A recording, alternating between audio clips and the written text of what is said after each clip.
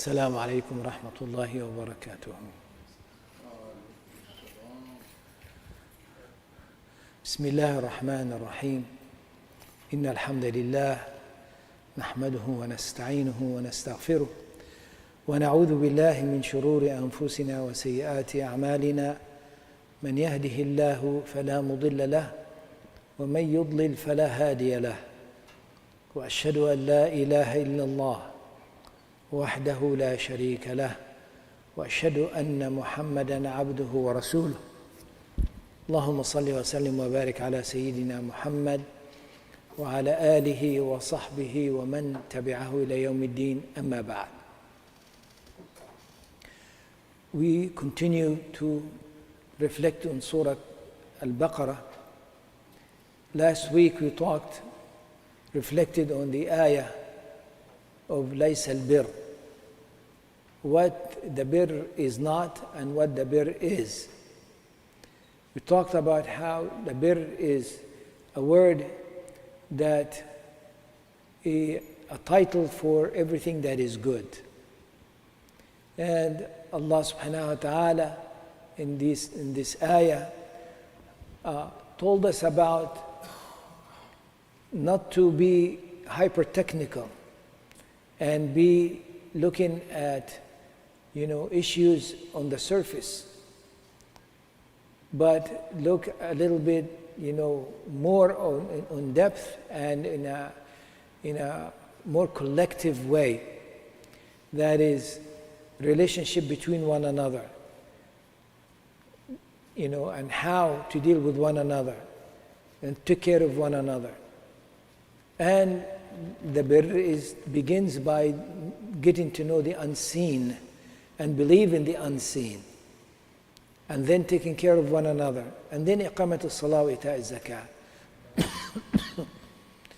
And the details was given in the ayah. But the point is, the bir is not going to the east and west, or facing east and west, and to the point of just dealing with the surface issues. It is part of the worship to go, to face a certain direction, and Allah subhanahu wa ta'ala repeated it many times, and it is part of what we do. But who we are is more than that. Now Allah subhanahu wa ta'ala will continue in the same theme of a human being and dealing with human beings, and talking about the concept or the issue of life for a life, and how the custom was during that time, the time of Rasulullah sallallahu alaihi wasallam, how Allah subhanahu wa ta'ala changes it, and how Allah subhanahu wa ta'ala also brings into this the brotherhood of even between the killer and the one who is related to the one who is killed, the wali of the victim as well. Allah subhanahu wa ta'ala tells us that the relationship between you two is still brotherhood, still Islam, even though the matter we're talking about a life and taking a life. So تفضل أخونا إبراهيم.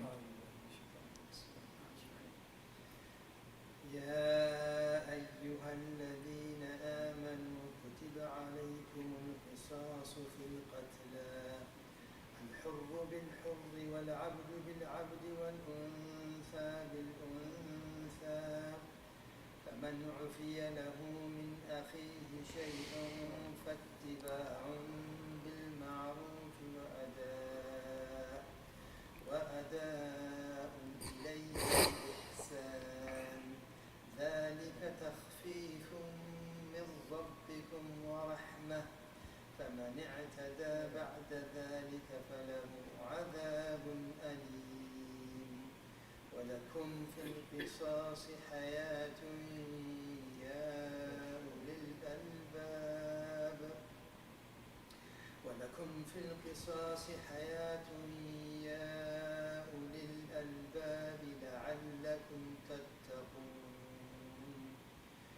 كتب عليكم إذا حضر أحدكم الموت إن ترك خيرا الوصية للوالدين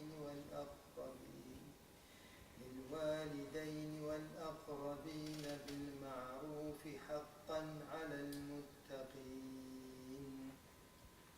فمن بدله بعدما سمعه فإنما إثمه على الذين يبدلونه إن الله سميع عليم. جزاكم الله خيرا.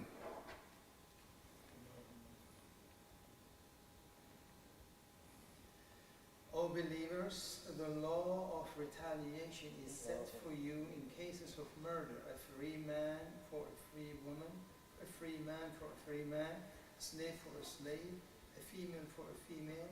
But if the offender is pardoned by the victim's guardian, then blood money should be decided fairly and payment should be made courteously. This is a concession and a mercy from your Lord. But whoever transgresses after that will suffer a painful punishment. There is security of life for you in the law of retaliation, O people of reason, so that you may become mindful of Allah. It is prescribed that when death approaches any of you, if they leave something of value, a will should be made in favor of parents and immediate family with fairness. This is an obligation on those who are mindful of Allah. But whoever changes the will after hearing it, the blame will only be on those who made the change. Indeed, Allah is all hearing, all knowing. بسم الله الرحمن الرحيم. الحمد لله والصلاة والسلام على رسول الله وعلى آله وصحبه ومن والاه. Allah subhanahu wa ta'ala now talking about قصاص. كتب عليكم القصاص في القتلى. Life is for a life. Okay? But there was a custom in the society at the time of Rasulullah sallallahu alaihi wasallam. The clans, the tribehood is very strong. The relationship between, people in the tribe, it has rankings, right? There are those who are, the elite, and then those that are less. Those are related to those, are related to these, and so forth. So, and there are slaves. So, when someone life is taken, someone killed someone, they did not go to the killer to get even. First, they evaluated the one who got killed. So the one who got killed, if he is someone who is honorable in the society, in the tribe, okay, meaning the head of a tribe, okay, someone that has, a status, a great status in the tribe. Then they say, then we have to take a life of someone who is in a great status in the other tribe that killed him. Not go to the person that killed him, no, go to one who is equal to him. You took the chief, we're going to go after you, chief. So it is not qisas. It's not one for one, the one who killed. No, it is the honor of the one that you killed. If he is honorable among us, then someone honorable among you will be the one who get killed. And then they will go after him until they get someone equal to him and so forth. So Allah subhanahu wa ta'ala is saying now, correcting this, and saying that qisas, okay, كتب عليكم القصاص في القتلى الحر بالحر والعبد بالعبد والأنثى بالأنثى. Okay, that's the free for the free. Okay, and the slave for the slave, and the female for the female, right? So, this has nothing to do with who got killed, but it has to do with the killer. Okay? And you go after the one that killed. Okay? Again, Allah subhanahu wa ta'ala here telling us that is there is a concession that could be made.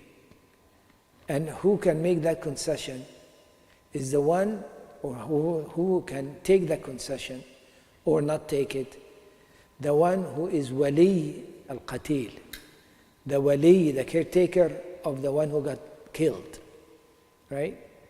Okay, meaning the next in kin, the closest one. Okay, they have a choice to take blood money. Blood money is evaluated and given. Okay, now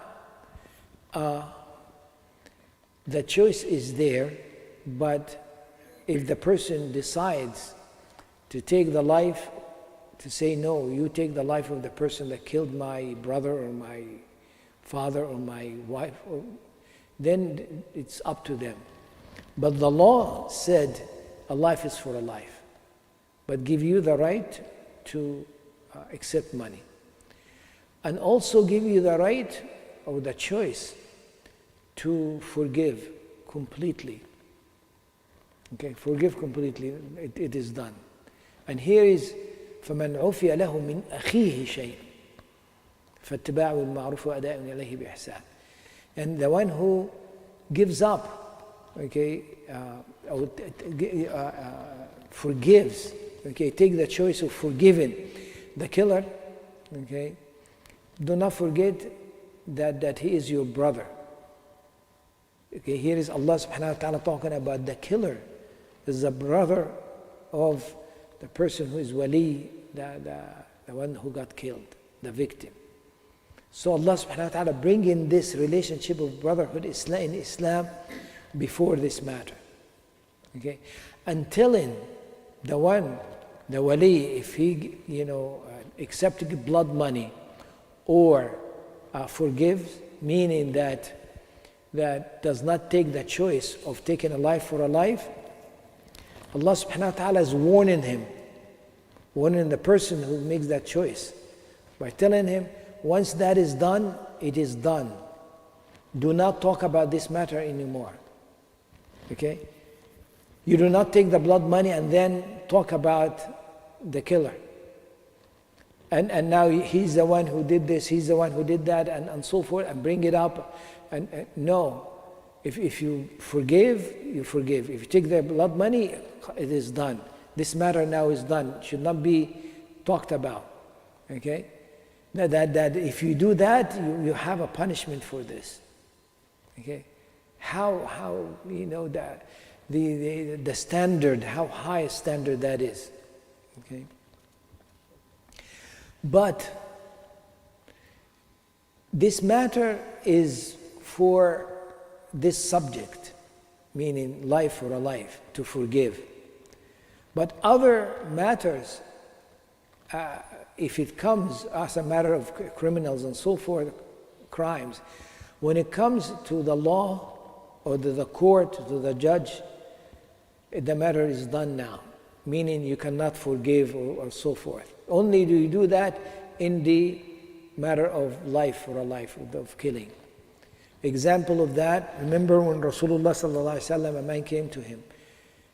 This man was laying down in the masjid and sleeping, and a man tried to take his abaya, his cloak, to steal it from him.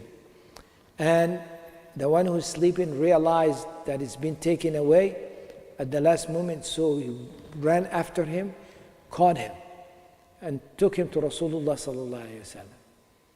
Now Rasulullah sallam, asked, yes, so the matter is clear that this man stole the cloak from the other one. Then Rasulullah sallallahu alaihi wasallam told the companion, take him and cut his hand off. The one with the cloak says, Ya Rasulullah, I forgive him. Like, he thought it's just, I'll forgive him, cutting his hand off, he felt bad about this. Rasulullah ﷺ said, if only you would have done that before you come to me. Meaning, no, there is no going back. Okay. If you do that in the society, this is going to be a mischief in the society. Rasulullah ﷺ did not say that. I'm making comment here. That it will be a mischief in the society. And do not be like those before you, the people of the book. When the honorable one does something, then they take concession and make up concession themselves. Okay? But when someone who's less than that did the same sin, did you go after him to bring the Sharia now and the law against them and so forth? No, they are all equal. Rasulullah sallallahu alaihi wasallam talks to Fatima radiallahu anha, his own daughter, and saying, if the daughter of Muhammad, stole, I will cut her hand off. There is no concession here. Because it happened during the time of Rasulullah sallallahu alaihi wasallam. A woman, an honorable woman from an honorable tribe, stole something. And now it's clear, and the case is clear, she's guilty. And now they try to get someone to Rasulullah sallallahu alaihi wasallam to forgive. To say, okay, I will give money, we'll do this and that. And they send Usama ibn Zayd, or Usama radiallahu anhu. I don't know if him or Usama or Zayd or Usama. I think it was Usama. Because he knew that Rasulullah ﷺ loves him so much. So go intercede in our part with Rasulullah ﷺ. That's when Rasulullah ﷺ was upset and said that if Fatima, and did not say Fatima and just like that, will steal, I'll cut her hand off. No, Fatima bint Muhammad, right? Like if the daughter of the Prophet of Allah, the last Prophet of Allah, does that, the penalty will be as such. Okay? So again, it is the same theme, the theme of relationship between one another. Okay, that relationship in Islam comes before anything else.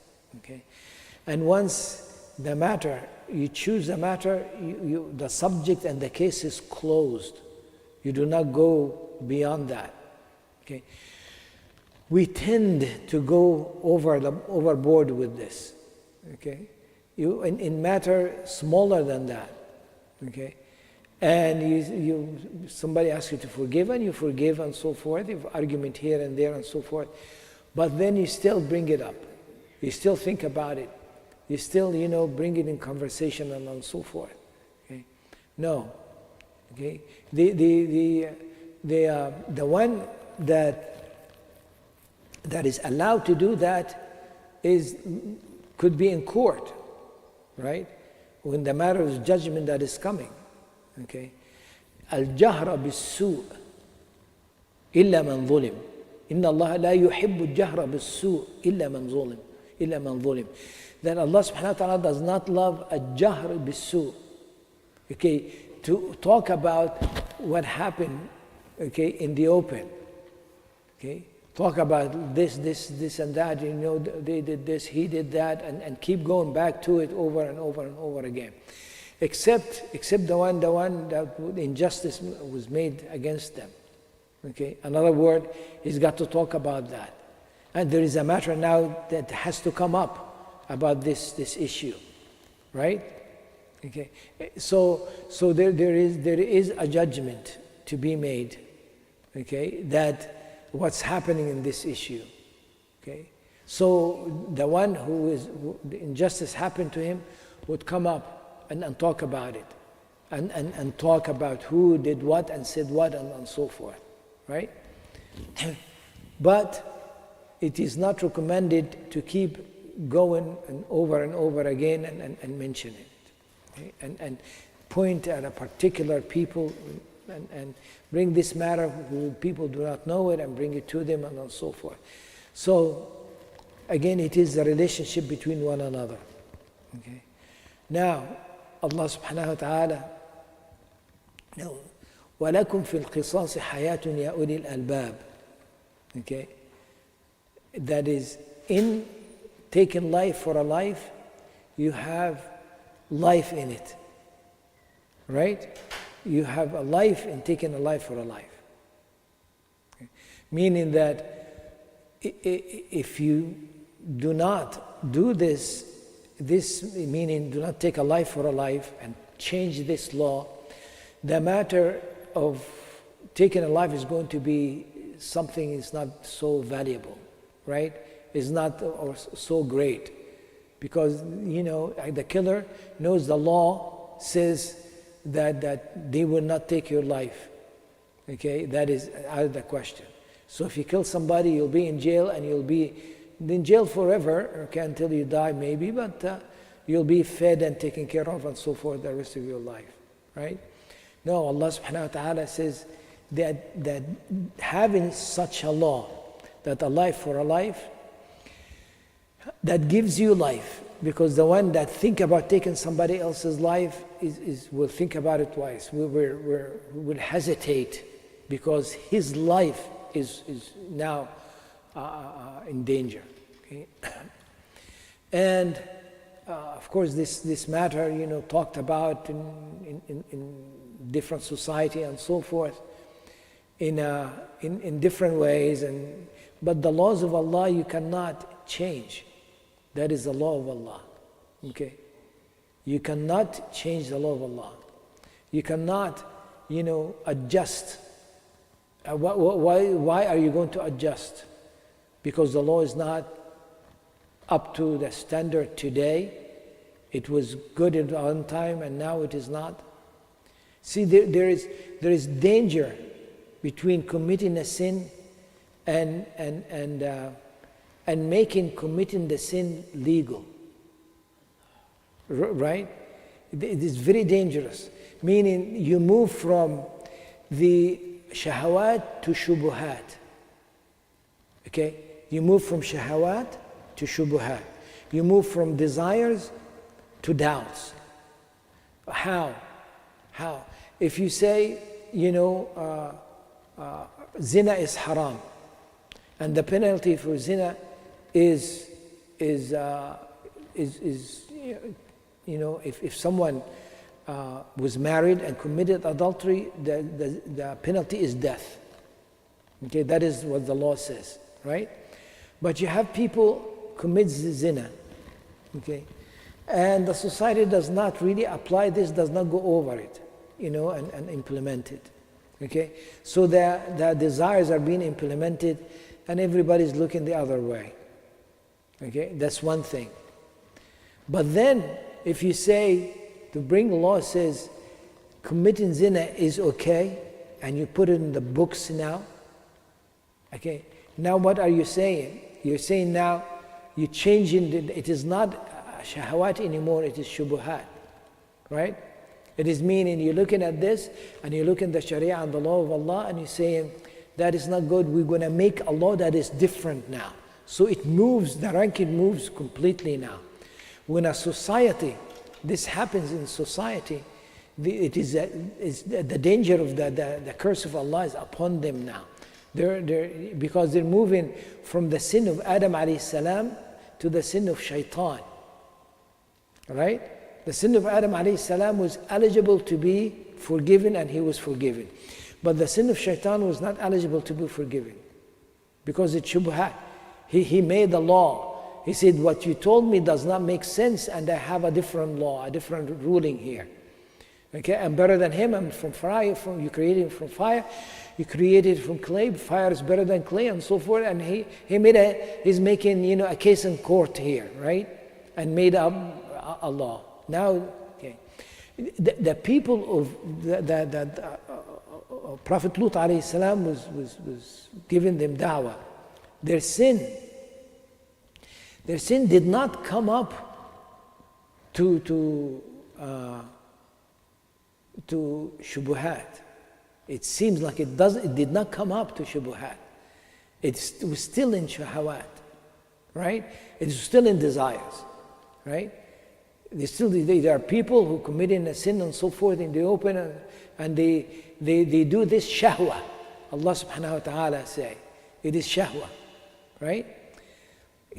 And Allah punished them in such punishment. Can you imagine today when it becomes legal? Okay, becomes legal. Now it is not just a shahwa.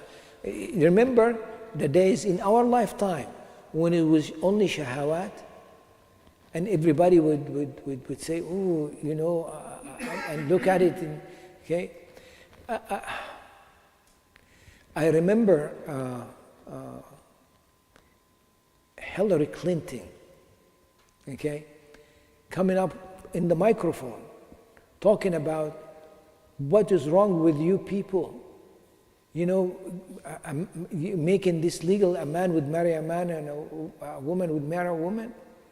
In the microphone saying, how could you do this? And a person is still alive today, right? It was not too long ago. Now, the same person is always saying, it is okay to do this. I did not hear her saying that. But, you know, this is what the law is now. Okay, so now, Allah subhanahu wa ta'ala gives the law, and you take the law and you implement the law. If you do not, then either someone who carries shahawat and is still under the mercy of Allah, but if you decide to be against it and legislate against it, now that is a great danger for the person and for the society. Okay. Now Allah subhanahu wa ta'ala talking about an issue about a will. Okay. A will, when the will is done, it has to be implemented. كتب عليكم إذا حضر أحدكم الموت. Okay. When it's written upon you that when death comes to them, you have a wasiyah, a will to be made. And this will, Allah subhanahu wa ta'ala does not give so specifics now. Okay? And this is from the ayat that's been abrogated. Okay? And giving more details about who gets what and what percentage of the wealth that the person who dies leaves behind. So Allah subhanahu wa ta'ala making a law that the inheritance and taking care of those who are related to the person who died, and they are next in kin is the one that gets the wealth. And Allah subhanahu wa ta'ala put it in a general way. الوالدين والأقربين. Okay, and it is a right for the parents, okay, and al-aqrabin, those who are near, okay, nearest in kin. Not so much in details in this, but the details came later on. And this, there are witnesses upon this. Okay, فَمَنْ بَدَّلَهُ مِنْ بَعْدِ مَا سَمِعَهُ, and the one who changes it after he heard it, after he knows that this is the way it is, and فَإِثْمُهُ عَلَى الَّذِينَ يُبَدِّلُونَ.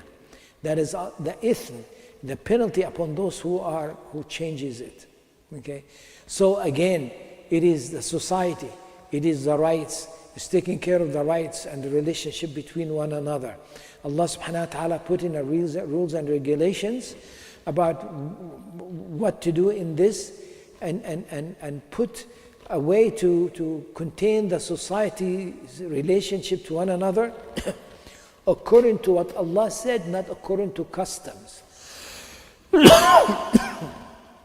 And the customs, once you bring it into the Sharia, the destruction of the society happens.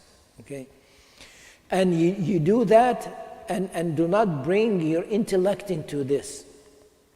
Okay, I remember we said this before. Someone who decided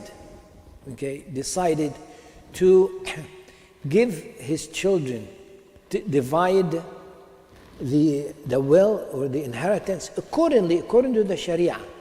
Okay, but he by his own intention and own,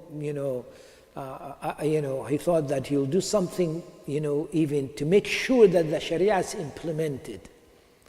But he did something that Allah subhanahu wa ta'ala said not to do, or did not say to do, which is what? He divided his wealth to his children before he dies and give it to them. Right? He divided accordingly, exactly, and gave it to them. Because he thought, if I die, they might fight and so forth and so on. But if I give it to them now, the wealth, then it is what? It is okay. They're not going to be, it is belonging to them now, and make sure that the girls will get their rights and the boys will get, and all of this, no argument will happen. Allah subhanahu wa ta'ala did not tell you to do that. Allah subhanahu wa ta'ala told you to do the will accordingly. Okay? And leave it after you die, this will happen. This will be implemented. And the penalty upon those who do not implement it, not upon you. You did your part, and the others have a part to do. Okay? And if they don't do it, that's okay. No blame upon you. So what happened to this person?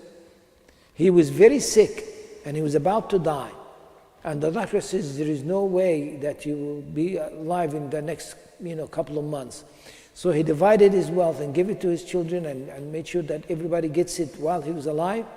And then he was cured. He didn't die. And he lived a long time after that. He could not get his money back. His children kept the money, and he was almost homeless. Okay.